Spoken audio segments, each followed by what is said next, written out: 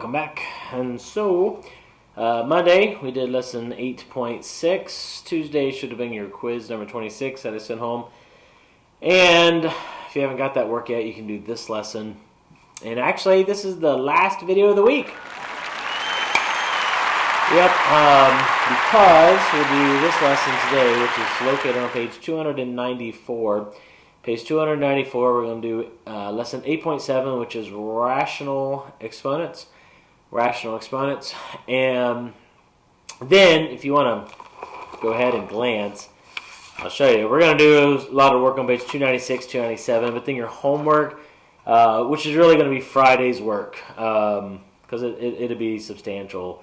I mean, obviously you can do it now, but it's 298, the review of simplifying radicals. All right, and basically everything we've learned in this chapter so far.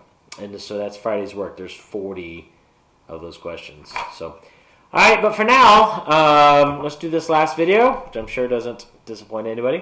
Page 294, we're going to do rational exponents. All right.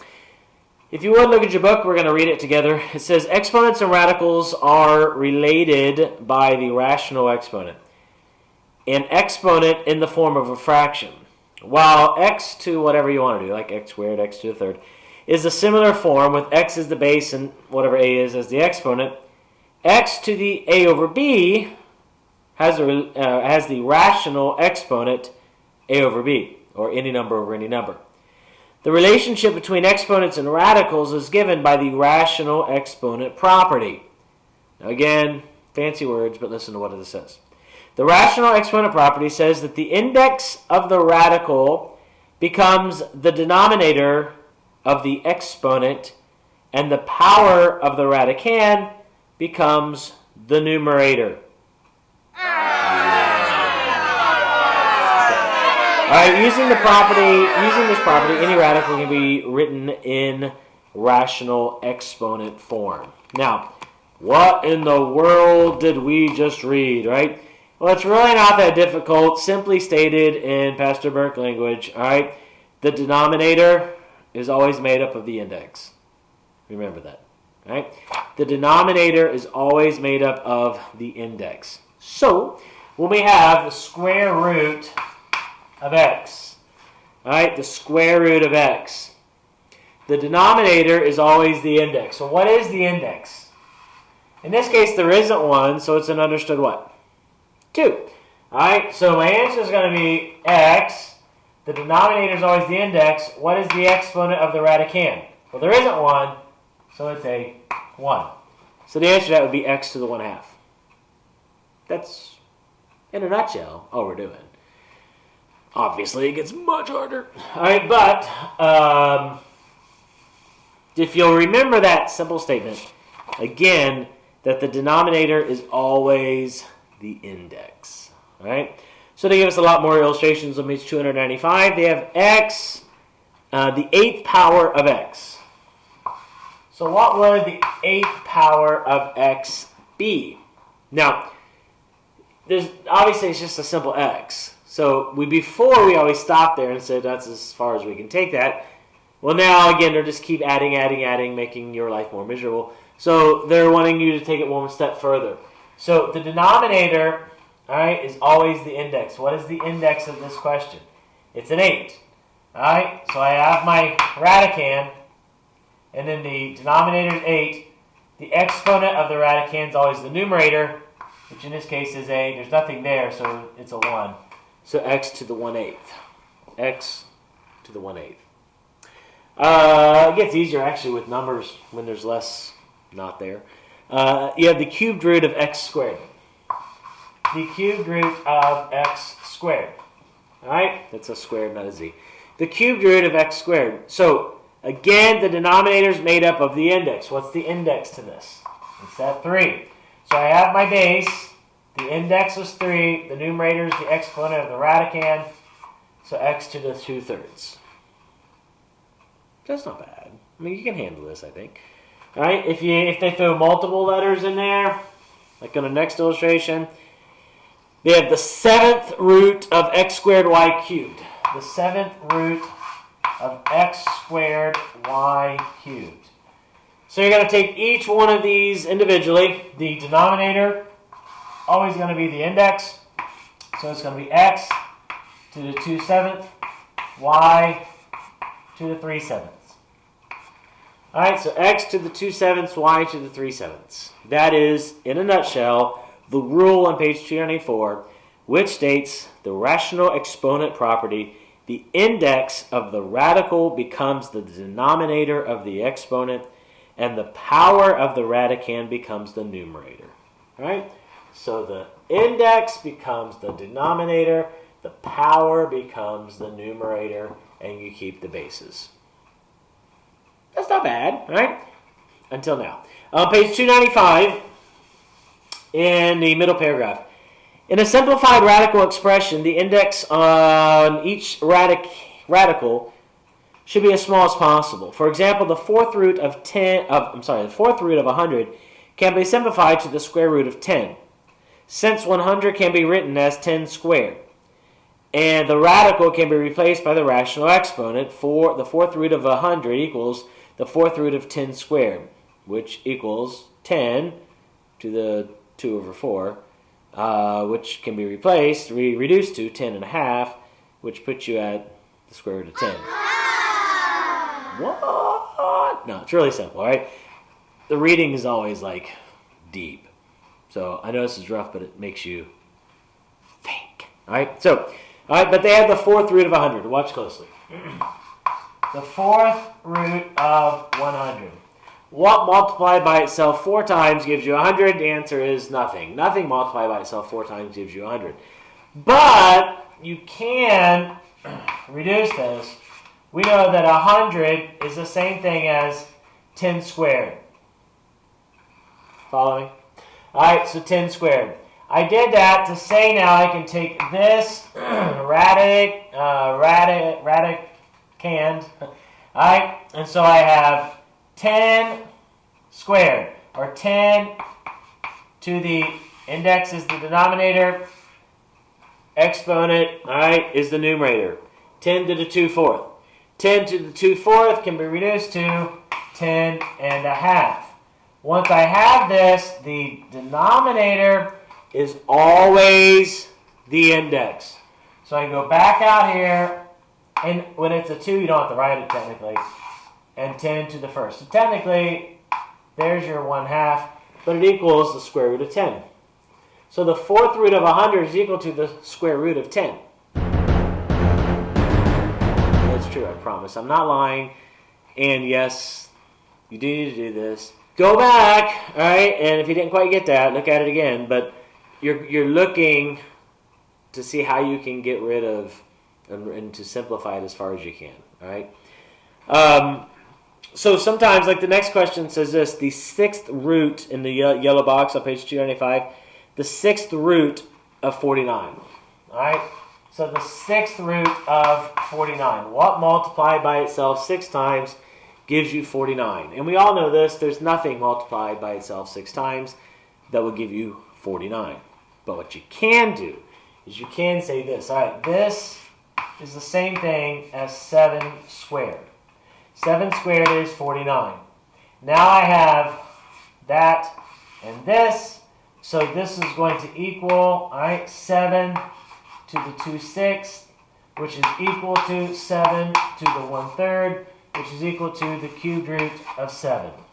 And now I've broken that down as far as I can possibly go.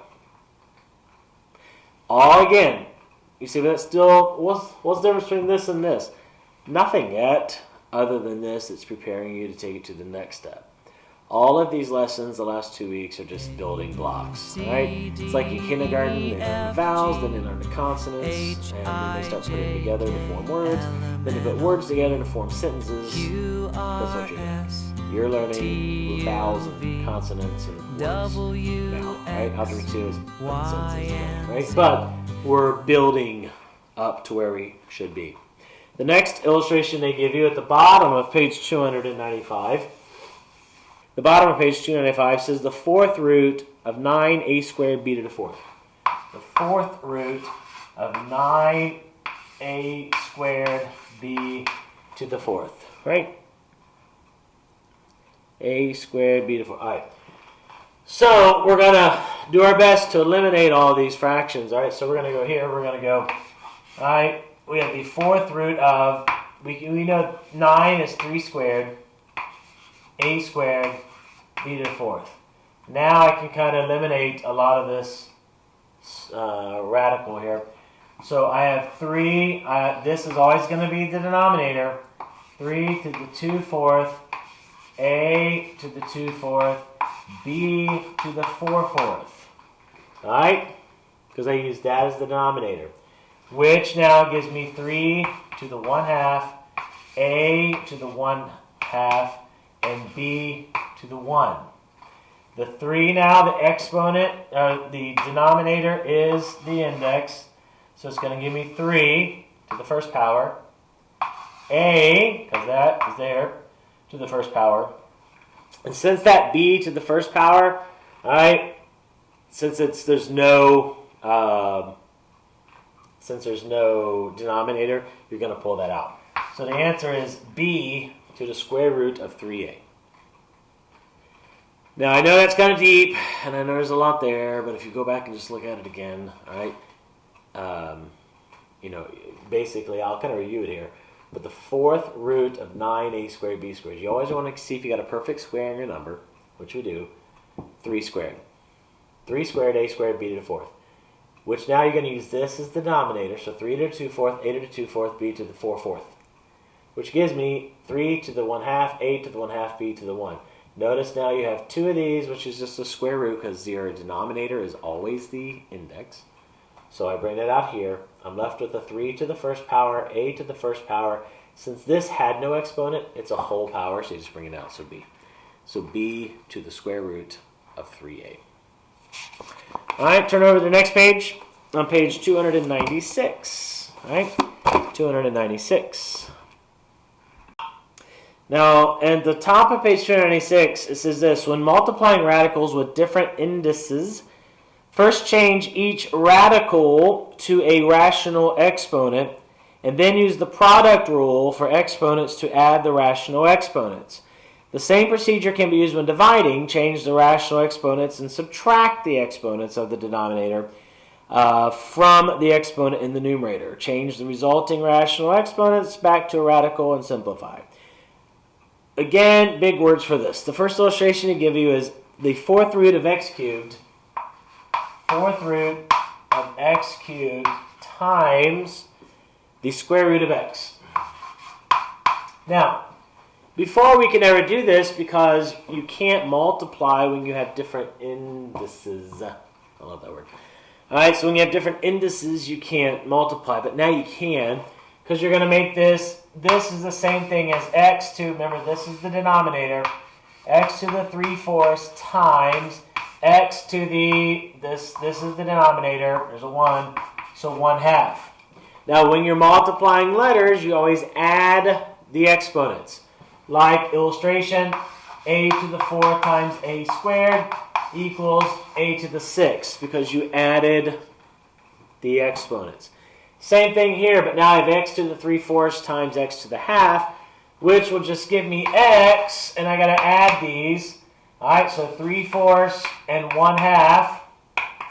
Remember all that work they used to do to you and all kinds of fractions? You're like, why do we keep doing fractions? Because they knew this was coming. All right, so I got to find common denominators. 3. All right, if you're not sure how I got that, please refer to a sibling's 3rd grade work. All right, so now 3/4 plus 2/4 is 5/4. All right, so when I add these together, I get 5/4. 3, 2. All right, so x to the 5/4. This is always the denominator, so now my final answer is the fourth root of x to the 5th. Which, technically, I have enough to go like this. I have 5 of these, so it'd be x to the 4th root of x. But I would accept either one of these answers. But technically, you can take that one step further. So when you're multiplying these, all right, and they don't have the same indexes, you can still multiply them by making them into fractional exponents, radical exponents, and then simplifying it to its smallest form. So, but when you multiply these, you're adding the exponents. Now, if you're dividing, again, same principle. I'll use my same illustration over here. A to the 6 divided by a squared, or you probably see it like this, equals a to the 4th, because all you did was you subtracted the exponents. Same thing here. In this case, they have, I'm going to turn around and write this so I don't mess it up. The 4th root of x cubed divided by the square root of x. All right? So again, we can't do anything with this necessarily immediately, so we're going to change this to x to the, this is always the denominator, so 3/4 divided by x to the 1/2. Now I'm just going to be subtracting my exponents, which again, common denominators, which gives me 1/4. So x to the 1/4. So my final answer is the 4th root of x. All right? So again, I would encourage you, if you're just say, I think I might have it, I'm not sure, just go back and watch that again. All right?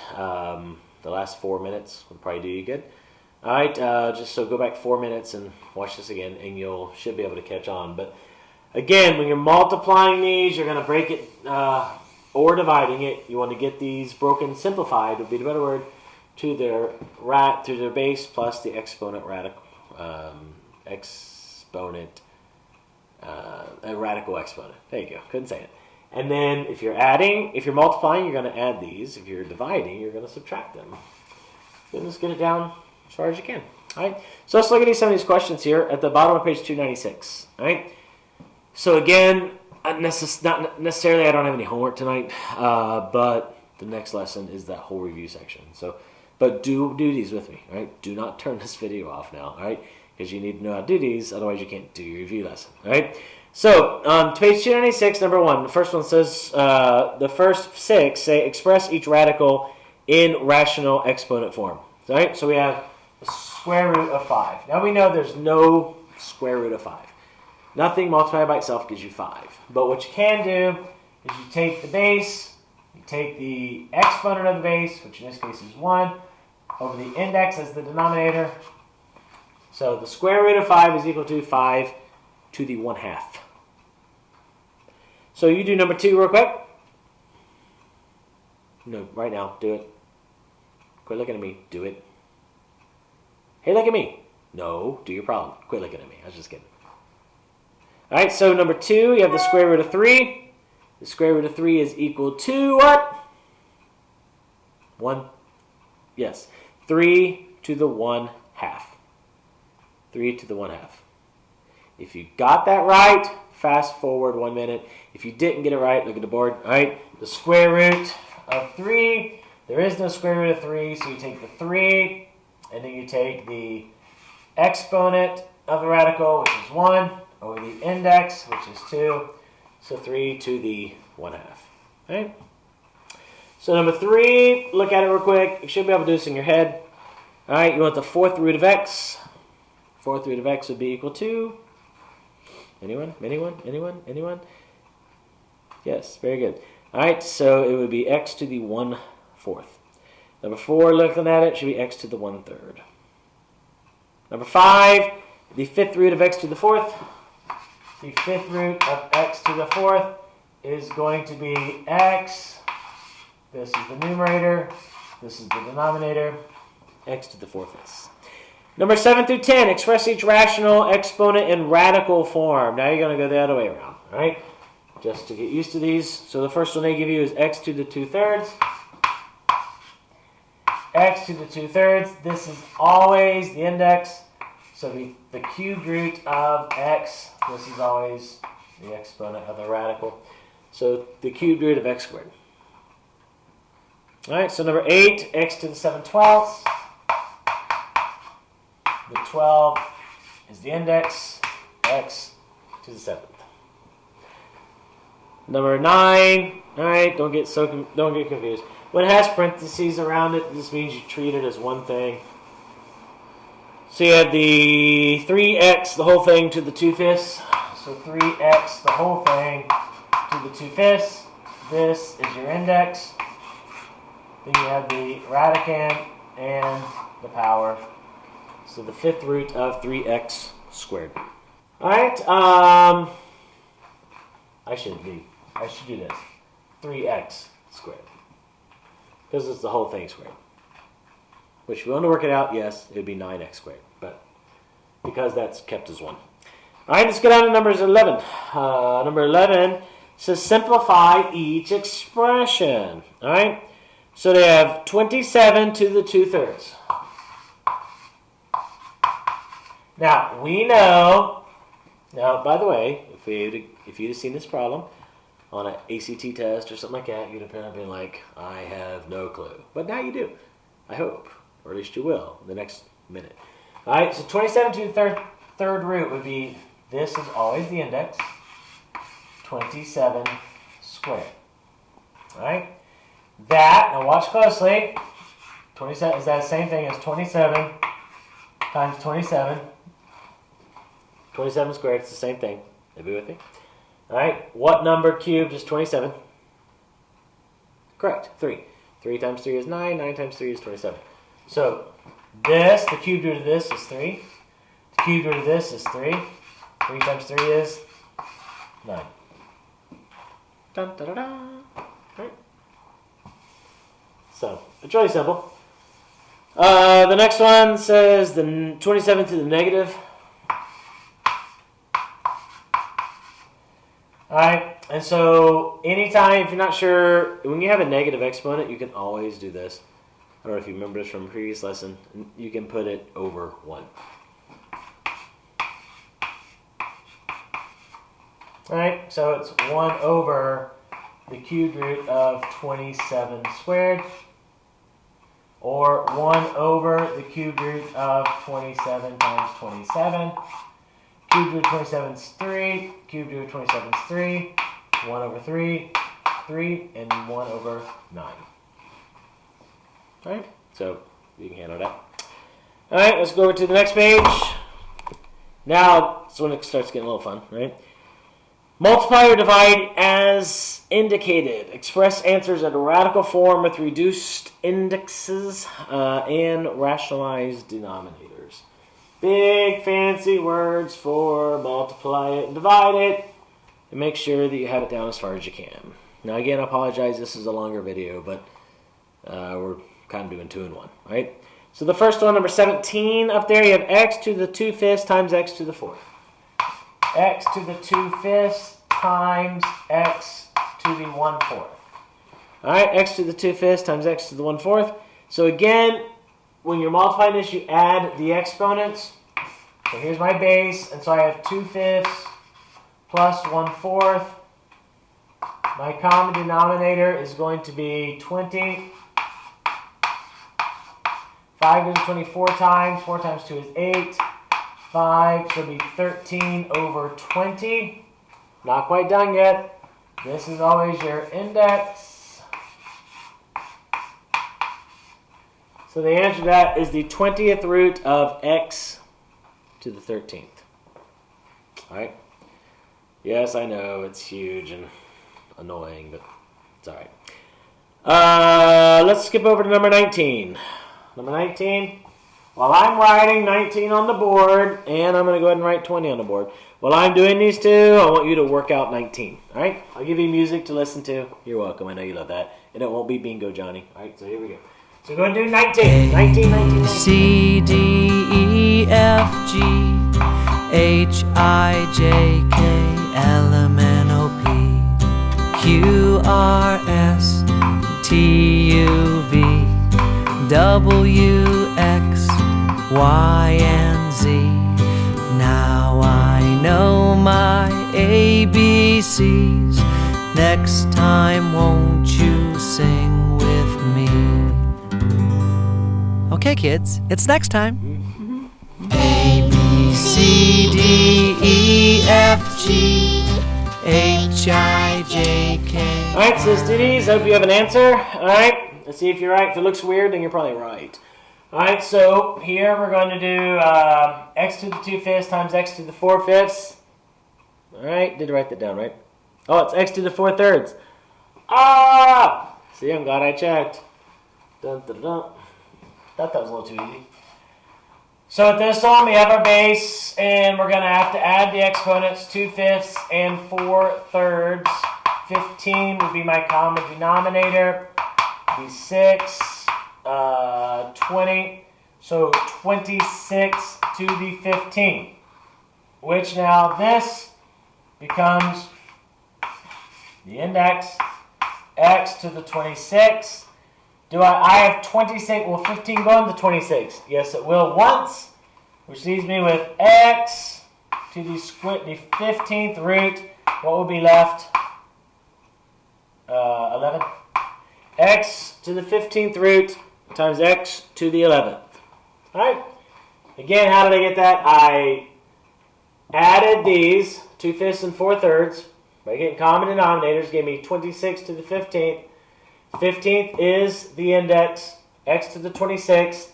I always have to see, will 15 go in the 26? Yes, it will. All right, it goes once. So I have my x. I pull an x out. If I were to write 26 x's out there, which I don't want to do, I could take 15 out, which would leave me with 11 of them. So, but 15 goes to 26 once, and so I pulled out one of the x's. All right, and then x to the 15th root of x to the 11th. The next one says y to the 3/2 times y to the 7/8. All right, so y is my base. Now I'm going to have to add 3/2 plus 7/8. Common denominator is going to be 8. 12. So it gives me 19/8. 8 is going to be my index, y to the 19. Now, if I need 8 of these, 8 goes to 19 twice. So I'm going to pull out a y squared to the 8th root and of y cubed. So y squared times the 8th root of y cubed.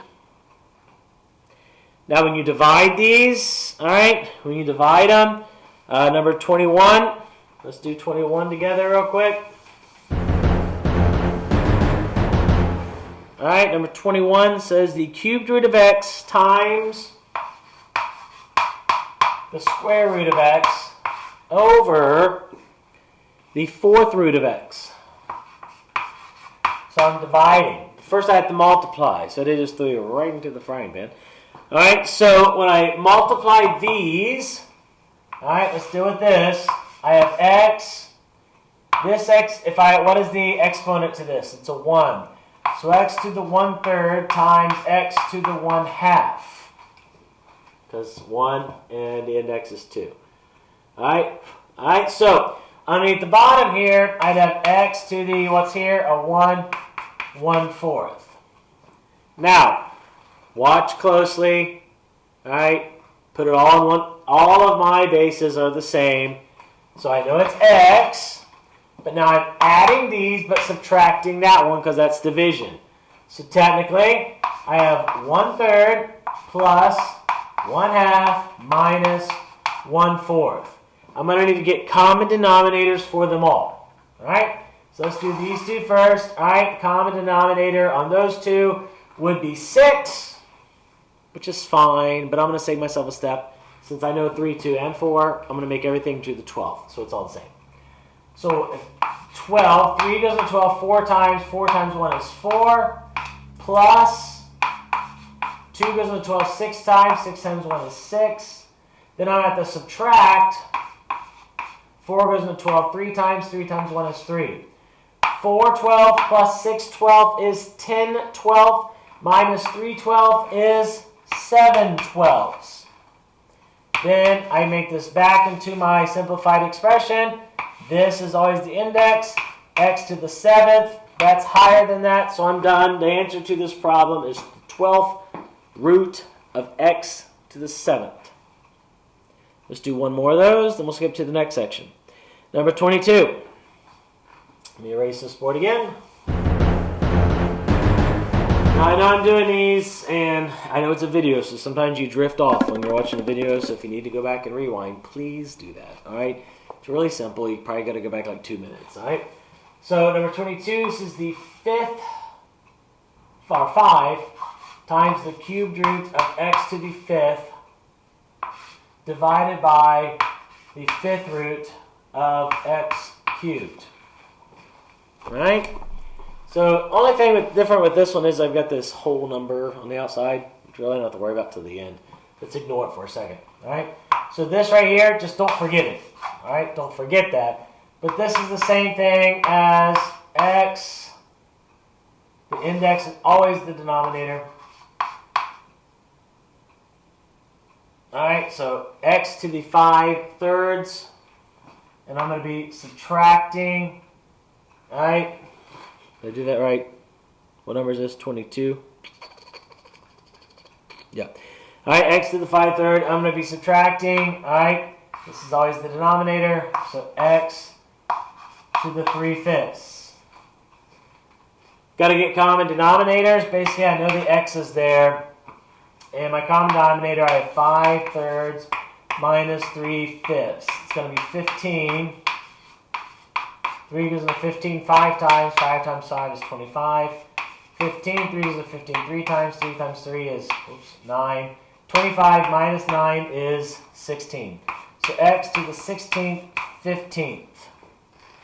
The denominator is always the index. So I have the 15th root of x to the 16th.